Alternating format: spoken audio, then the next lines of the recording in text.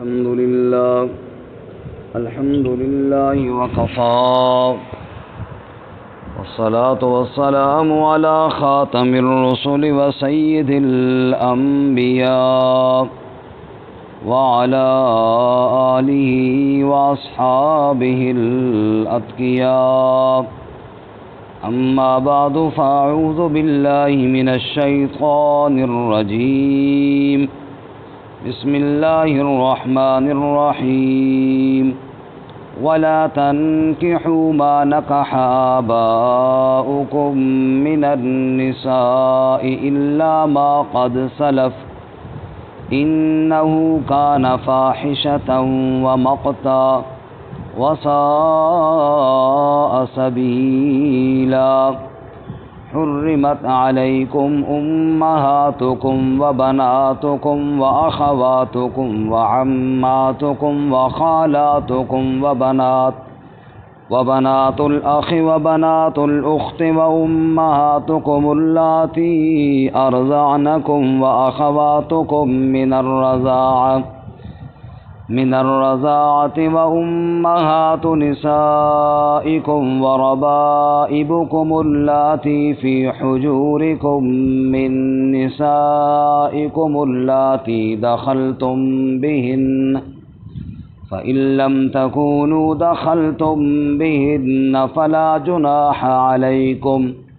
وحلائل أبنائكم الذين من أصلابكم وأن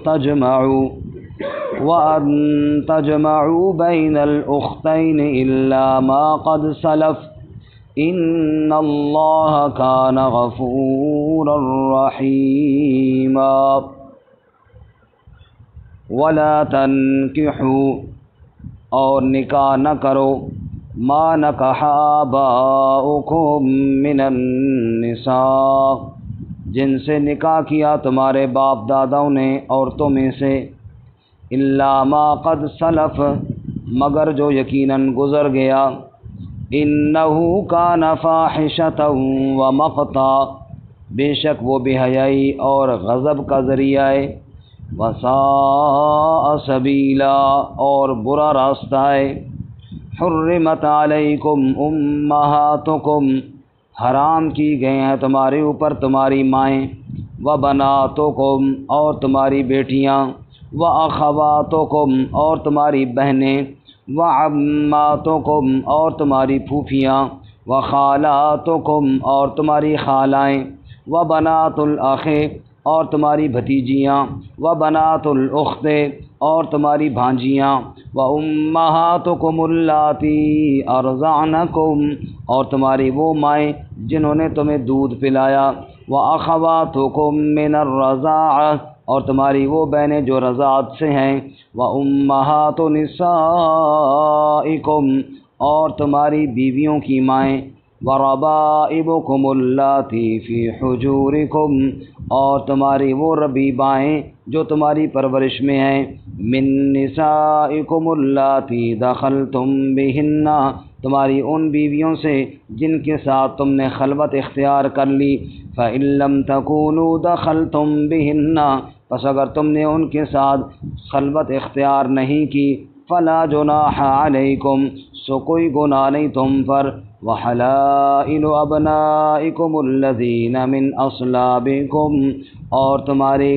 بیٹوں کی بیویاں وہ جو تمہاری صلب میں سے بیٹے ہیں وَأَن تَجْمَعُوا بَيْنَ الْأُخْتَيْنِ إِلَّا مَا قَدْ سَلَفَ اور یہ کہ جمع کرو تم دو بہنوں کو مگر جو گزر گیا ان اللہ کان غفورا رحیما بے شک اللہ تعالی بخشنے والا رحم کرنے والا ہے سبحان ربک رب العزت عما یصفون وسلام علی المرسلین والحمد للہ رب العالمین اللہم صل علی محمد وعلی آل محمد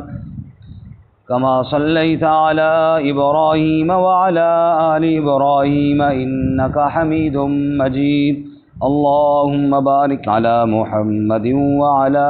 آل محمد كما باركت على إبراهيم وعلى آل إبراهيم إنك حميد مجيد معزز سامعین، سورۃ النساء کی 2 آیات، آیت نمبر 22 اور 23 آپ کے سامنے تلاوت کی ہیں۔ اللہ رب العزت ان کے مطابق صحیح بیان کی توفیق عطا فرمائے اور ہمیں قرآن و سنت پہ عمل کی توفیق عطا فرمائے۔ اصلاح معاشرہ کے قوانین میں سے گزشتہ سبق میں ہم نے جو قانون پڑھا وہ یہ تھا کہ اے ایمان والو، تمہارے لیے حلال نہیں کہ میراث میں تم عورتوں کے مالک بن بیٹھو۔ یعنی اگر کوئی آدمی کی بیوہ رہ گئی ہے تو اس کا عدت گزارنے کے بعد اگر نکاح کرنا چاہے تو اس کو اختیار ہے، اس کو زبردستی روکنا، گویا کہ میراث کی طرح، میراث کے مال کی طرح وارث بننا، یہ تمہارے لیے جائز نہیں ہے۔ اس کے بعد اگلا قانون یہ تھا کہ عورتوں کے ساتھ حسن سلوک سے پیش آؤ۔ اگر تمہیں کوئی ان کی عادت اور خصلت ناپسند بھی ہے تو اللہ تعالیٰ اس میں خیر کثیر عطا فرمائیں گے۔ اور اس کے ساتھ یہ بھی حکم دیا، اگر تم کسی عورت کو طلاق دے کر کسی اور سے نکاح کرنا چاہو، پہلی عورت کو جو تم نے مہر یا جو کچھ بھی نکاح کے ٹائم دیا ہے اس میں سے کچھ بھی نہ لو، یہ تمہارے لیے لینا درست نہیں ہے، جائز نہیں ہے۔ آج کے سبق میں محرمات کا بیان ہے، جن رشتوں سے نکاح کرنا منع ہے ان کا تذکرہ ہے۔ تقریباً یہ مسئلہ تو بڑا عام فہم ہے، ہر ایک کو معلوم ہے، لیکن ہمارا چونکہ سبق ہے اور ثواب کی نیت سے اور سمجھنے کی نیت سے انشاءاللہ ہم سنیں گے۔ وَلَا تَنْكِحُوا مَا نَكَحَ آبَاؤُكُم مِّنَ النِّسَاء، پہلا رشتہ جو حرام ہے وہ باپ کی منکوحہ۔ زمانہ جہالت میں جہاں اور خرابیاں تھیں وہاں یہ بھی خرابی تھی کہ ایک تو اصلی ماں ہوتی جس کے بطن سے بندہ پیدا ہوتا، دوسرا سوتیلی ماں، باپ نے جس سے نکاح کیا یا باپ کی باندھی۔ باپ کی منکوحہ یعنی سوتیلی ماں سے بھی لوگ نکاح کو جائز سمجھتے تھے اور باپ کی باندھی سے تو کوئی شبہ ہی نہیں تھا۔ اللہ تعالیٰ نے ان سے منع فرمایا کہ جن سے تمہارے باپ داداؤں نے نکاح کیا ان سے تمہارا نکاح کرنا جائز نہیں ہے، یہ بڑی بے حیائی اور بڑی بری بات ہے۔ تو پہلے نمبر پہ یہ رشتہ حرام ہوا۔ وَلَا تَنْكِحُوا، اور مت نکاح کرو، مَا نَكَحَ آبَاؤُكُم مِّنَ النِّسَاء، جن عورتوں سے تمہارے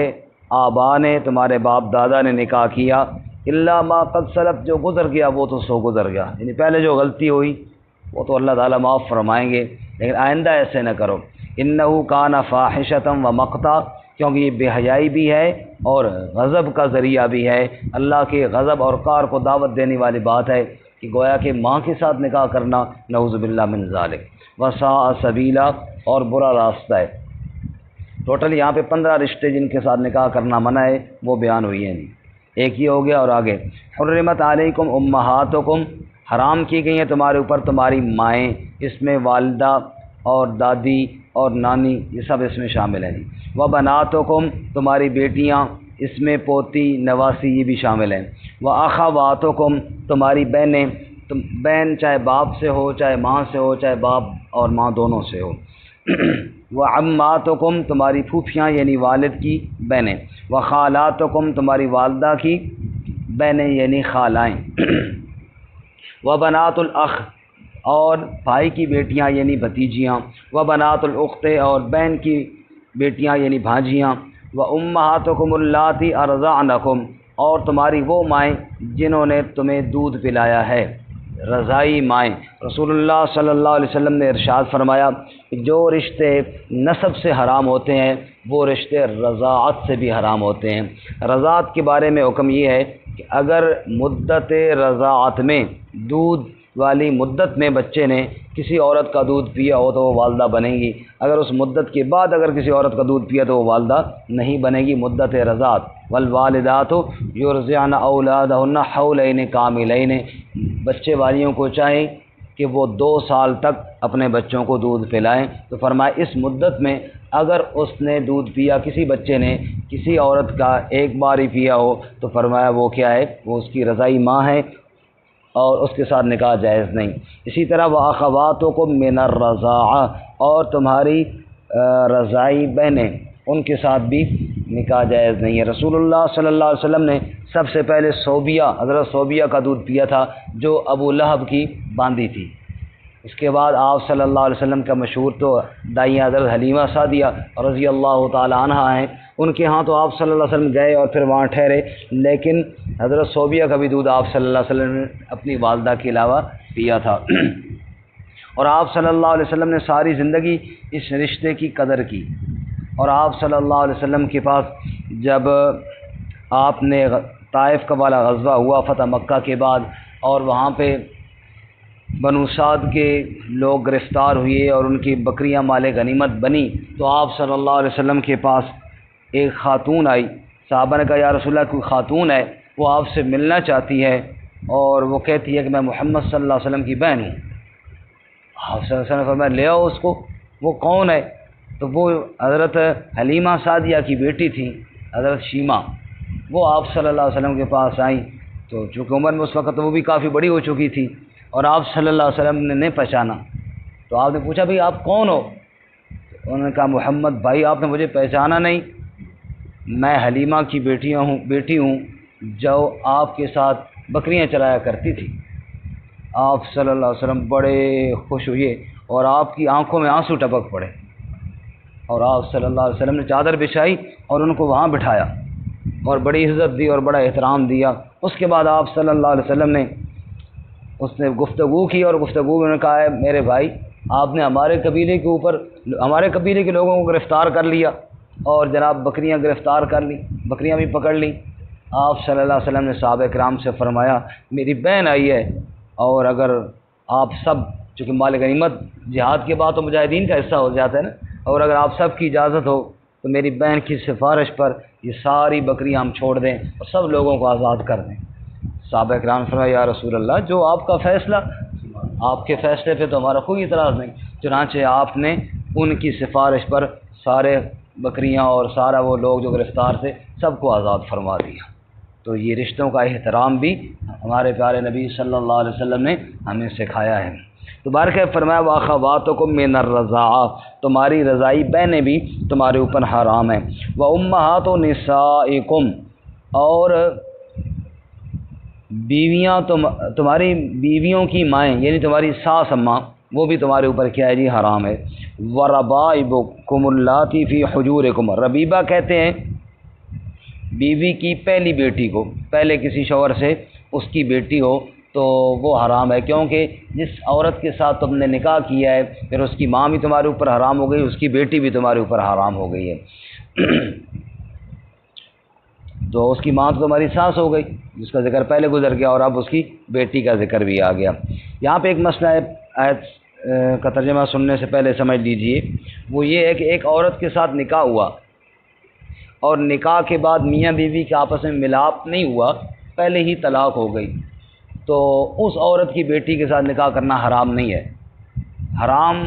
اس عورت کی بیٹی کے ساتھ ہے جس کے ساتھ نکاح کے بعد خلوت بھی اختیار کی ہو، تو یہی بات یہاں پہ موجود ہے۔ فرمایا وَرَبَائِبُكُمْ، تمہاری وہ ربیبائیں، اللَّاتِی فِی حُجُورِکُمْ، جو تمہاری گود میں آ گئیں یعنی بیوی کے ساتھ آ گئیں، مِن نِسَائِکُمُ اللَّاتِی دَخَلْتُم بِہِنَّ، تمہاری ان بیویوں سے جن کے ساتھ تم نے دخول کیا یعنی خلوت اختیار کی ہے تم۔ فَإِن لَّمْ تَکُونُوا دَخَلْتُم بِهِنَّ، اگر خلوت ان کے ساتھ تم نے اختیار نہیں کی، فَلَا جُنَاحَ عَلَیکُم، سو اس پر کوئی گناہ نہیں ہے۔ اگر بیوی کے ساتھ تمہاری خلوت نہیں ہوئی پھر اس کی بیٹی کے ساتھ نکاح کرنے میں کوئی حرج نہیں ہے، لیکن اگر نکاح کے بعد میاں بیوی کی آپس میں خلوت بھی ہو گئی ہے، اب اس کی بیٹی تمہارے اوپر حرام ہو گئی ہے۔ آگے جی، وَحَلَائِلُ أَبْنَائِكُمُ الَّذِينَ مِنْ أَصْلَابِكُمْ، اور تمہاری بہو یعنی تمہارے بیٹوں کی بیویاں اور بیٹے وہ جو تمہارے حقیقی بیٹے ہیں صلب میں سے ہیں، منہ بولا بیٹا جو ہے نا اس کی بیوی حرام نہیں ہے۔ یہاں پہ صلب کا ذکر اس لیے کیا، عرب کے اندر ایک رواج یہ بھی تھا کہ متبنہ یا لے پالک، یہ کہتے ہیں منہ بولے بیٹے کو،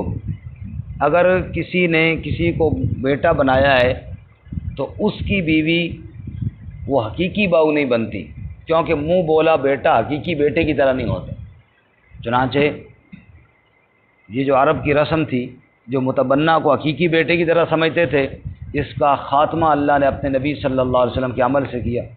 بڑا مشہور واقعہ سورہ احزاب میں پہلے بھی گزر گیا، انشاءاللہ پھر بھی پڑھیں گے۔ رسول اللہ صلی اللہ علیہ وسلم نے حضرت زید رضی اللہ تعالیٰ عنہ کو اپنا بیٹا بنایا تھا۔ حضرت زید جب بڑے ہوئے تو ان کا نکاح آپ نے حضرت زینب سے کیا جو نبی پاک کی پھوپھی کی بیٹی تھی۔ اب عرب کے دستور کے مطابق زینب نبی پاک کی بہو بنی، لیکن شریعت کے مطابق وہ بہو نہیں ہے، کیونکہ زید آپ کے حقیقی بیٹے تو نہیں ہیں۔ اب حضرت زید آئے نبی پاک کے پاس، یا رسول اللہ میرا تو دل ہی نہیں لگتا زینب کے پاس جانے کو، میں اس کو طلاق نہ دے دوں۔ اب اللہ کے نبی چاہتے تھے کہ طلاق نہ دے، لیکن اللہ چاہتے تھے کہ طلاق دے۔ زید طلاق دے زینب کو، اور پھر زینب کا نکاح نبی صلی اللہ علیہ وسلم سے ہو، تاکہ دنیا والوں کے سامنے یہ ضابطہ اور قانون بن جائے کہ منہ بولا بیٹا حقیقی بیٹا نہیں ہوتا، اس کے ساتھ وہ والے مسائل نہیں ہیں جو تم نے بنا رکھے۔ چنانچہ یہی ہوا، اور قرآن کریم میں صرف حضرت زید ہی کا نام ذکر ہوا۔ فلما قضا زید منہا وطرا زوجناکہا، 22ویں پارے میں، کہ جب زید نے طلاق دے دی تو اللہ فرماتے زوجناکہا، اے میرے محبوب صلی اللہ علیہ وسلم ہم نے زینب کا نکاح آپ سے کر دیا۔ او بڑا شور ہوا جی، لوگوں نے بڑے اعتراض کیے جی بہو سے نکاح کر لیا، لیکن اللہ تعالیٰ نے اس رسم کا خاتمہ کرنا، اسی وقت یہ آیت بھی نازل ہوئی، ما کان محمد ابا احد من رجالکم ولکن رسول اللہ وخاتم النبیین، محمد صلی اللہ علیہ وسلم تمہارے مردوں میں سے کسی بڑے مرد کے باپ نہیں ہیں، وہ اللہ کے رسول اور آخری نبی ہیں۔ آپ کے بیٹے زید نہیں ہیں، وہ آپ کے متبنہ ضرور ہیں لیکن حقیقی بیٹے نہیں ہیں۔ اگر زید آپ کے حقیقی بیٹے ہوتے تو زینب آپ کی حقیقی بہو ہوتی، لیکن چونکہ زید آپ کے حقیقی بیٹے نہیں تھے اس لیے زینب آپ کی حقیقی بہو نہیں تھی، اور آپ صلی اللہ علیہ وسلم کا نکاح ان سے جائز ہے۔ امت کے لیے عملاً اللہ کے نبی صلی اللہ علیہ وسلم نے اللہ کے حکم سے اس رسم کو توڑا، اور یہی وہ آپ صلی اللہ علیہ وسلم کا نکاح تھا جس پر بکری ذبح کی گئی اور ولیمے کی روٹی پکائی گئی اور صحابہ اکرام کے، ورنہ اس کے علاوہ آپ کی جتنے نکاح ہوئے کوئی لمبے چوڑے ولیمے نہیں ہوتے تھے، بس کھجوریں آ گئی تو وہی کھلا دی، دودھ کا پیالہ آ گیا تو آپ نے سارے صحابہ کا بعد تھوڑا تھوڑا پی لو، اسی سے یہی ولیمہ ہے، سادہ سودہ نظام۔ لیکن اس پر بڑے اہتمام کے ساتھ بکری ذبح ہوئی اور پھر اس کا سالن تیار ہوا اور پھر صحابہ کرام کی دعوت ہوئی، اور یہی وہ موقع تھا جب صحابہ کرام کی دعوت کھا کے نبی پاک کے گھر گپ شپ کے لیے بیٹھ گئے تو اللہ نے آیت نازل فرمائی کہ اذا طعمتم فانتشروا، جب کھانا کھا چکو تو پھر اٹھ کر چلے جاؤ، وہاں گپ شپ کے لیے مت بیٹھو۔ تو اس موقع پہ اہتمام اس لیے کیا گیا کہ باقاعدہ اہتمام کے ساتھ اس رسم کو توڑا گیا، اور چونکہ مسئلہ واضح کیا گیا کہ جناب جو منہ بولا بیٹا ہوتا ہے وہ حقیقی بیٹا نہیں ہوتا۔ جی اللہ تعالیٰ یہاں فرماتے ہیں وَحَلَائِلُ أَبْنَائِكُمُ الَّذِينَ مِنْ أَصْلَابِكُمْ، تمہارے ان بیٹوں کی بیویاں جو تمہاری صلب میں سے ہیں، یعنی جو تمہارے حقیقی بیٹے ہیں، ان کی بیویاں ان کے ساتھ نکاح کرنا جائز نہیں۔ وَأَن تَجْمَعُوا بَيْنَ الْأُخْتَيْنِ إِلَّا مَا قَدْ سَلَفَ، اور دو بہنوں کو ایک نکاح میں جمع کرنا بھی جائز ہے نہیں، ہاں جو پہلے گزر گیا سو گزر گیا۔ اس کے آیت میں جو لفظ ہے دو بہنوں کو جمع کرنا، اس پر فقہاء نے قیاس کیا ہے اس مسئلے کو بھی، کہ جیسے دو بہنوں کو جائز نہیں ہے ایسی دو محرم رشتوں کو، یعنی پھوپھی اور بھتیجی کو، خالہ اور بھانجی کو، وہ بھی درست نہیں ہے، اور میں ان کو بھی نکاح میں جمع کرنا درست نہیں ہے۔ یہ ضابطہ فقہاء نے یوں لکھا ہے کہ مثلا خالہ اور بھانجی ہے نا، ان دو عورتوں میں سے اگر ایک کو مرد تصور کیا جائے، مثلا خالہ کو مرد بنائے تو ماموں ہوگا نا، اور بھانجی ماموں اور بھاموں بن، مرد تصور کیا جائے، یہ نہیں خالہ کو مرد تصور کیا جائے تو کیا بنے گا رشتہ؟ یوسف صاحب تک کو نہ ساڑھے ماموں اور بھانجی، سمجھ آ رہی نا؟ اور بھانجی کو مرد تصور کیا جائے تو بھانجا اور خالہ، فرمایا کہ جیسے ان کا آپس میں نکاح جائز نہیں ہے نا، خالہ اور بھانجی کا نہیں ہے، بھانجے اور خالہ کا نہیں ہے، اس طرح دو بہنیں ہیں، ایک کو مرد تصور کیا جائے تو بھائی اور بہن بن جائیں گے، بھائی اور بہن کا آپس میں جائز نہیں ہے، ایسے دو محرم رشتوں کو ایک نکاح میں جمع کرنا بھی جائز نہیں ہے۔ وَأَن تَجْمَعُوا بَيْنَ الْأُخْتَيْنِ إِلَّا مَا قَدْ سَلَفَ، جو سو گزر گیا وہ تو گزر گیا۔ إِنَّ اللَّهَ كَانَ غَفُورًا رَحِيمًا، اللہ تعالیٰ بخشنے والا رحم کرنے والا۔ یہ 14 رشتے ہو گئے، اور 5واں ہم انشاءاللہ اگلے سبق میں آئے گا کہ جو عورت کسی کے نکاح میں ہو اس کے ساتھ بھی نکاح کرنا جائز نہیں ہے جب تک وہ عدت نہ گزار لے طلاق کے بعد۔ تو الحمدللہ ہمارا چوتھا پارہ مکمل ہوا۔ انشاءاللہ 5واں پارہ عید کی چھٹیوں کے بعد شروع کریں گے جی انشاءاللہ۔ دوبارہ ترجمہ سننے ایک بار۔ وَلَا تَنكِحُوا مَا نَكَحَ آبَاؤُكُم مِّنَ النِّسَاءِ إِلَّا مَا قَدْ سَلَفَ، اور مت نکاح کرو جن سے نکاح کیا تمہارے باپ داداؤں نے جن عورتوں سے مگر جو گزر گیا، إِنَّهُ كَانَ فَاحِشَةً وَمَقْتًا، بے شک وہ بے حیائی اور غضب کا ذریعہ ہے، وَسَاءَ سَبِيلًا، اور برا راستہ ہے۔ حرمت علیکم امہاتکم، حرام کی گئی ہیں تم پر تمہاری مائیں، وبناتکم، اور تمہاری بیٹیاں، واخواتکم، اور تمہاری بہنیں، وعماتکم، اور تمہاری پھوپھیاں، وخالاتکم، اور تمہاری خالائیں، وبنات الاخ، اور تمہاری بھتیجیاں، وبنات الاخت، اور تمہاری بھانجیاں، وامہاتکم اللاتی ارضعنکم، اور تمہاری وہ مائیں جنہوں نے تمہیں دودھ پلایا، واخواتکم من الرضاعہ، اور تمہاری رضائی بہنیں، وامہات نسائکم، اور تمہاری ساسیں بیویوں کی مائیں، وربائبکم اللاتی فی حجورکم، اور تمہاری ربیبائیں جو تمہاری گود میں ہیں، من نسائکم اللاتی دخلتم بہن، ان عورتوں سے جن کے ساتھ تم نے خلوت اختیار کی، فإن لم تکونوا دخلتم بہن، بس اگر تم نے ان کے ساتھ خلوت اختیار نہ کی، فلا جناح علیکم، سو کوئی گناہ نہیں تم پر، وحلائل ابنائکم الذین من اصلابکم، اور تمہارے بیٹوں جو تمہارے صلب میں سے حقیقی بیٹے ان کی بیویاں بھی حرام ہیں، وان تجمعوا بین الاختین الا ما قد سلف، اور یہ کہ جمع کرو تم دو بہنوں کو مگر جو گزر گیا، ان اللہ کان غفورا رحیما، بے شک اللہ تعالیٰ بخشنے والا رحم کرنے والا ہے۔ وآخر دعوانا الحمدللہ رب العالمین۔ اس کے ساتھ کل سے انشاءاللہ تکبیرات بھی شروع ہوں گی۔ ہر نماز کے بعد ایک دفعہ آواز کے ساتھ تکبیر پڑھنا واجب ہے، مردوں کے لیے بھی عورتوں کے لیے بھی۔ جماعت کے ساتھ نماز پڑھیں تب بھی، الگ سے نماز پڑھیں تب بھی، رکعتیں رہ جائیں بعد میں پوری کر رہے ہو تب بھی، یہ ہر ایک کو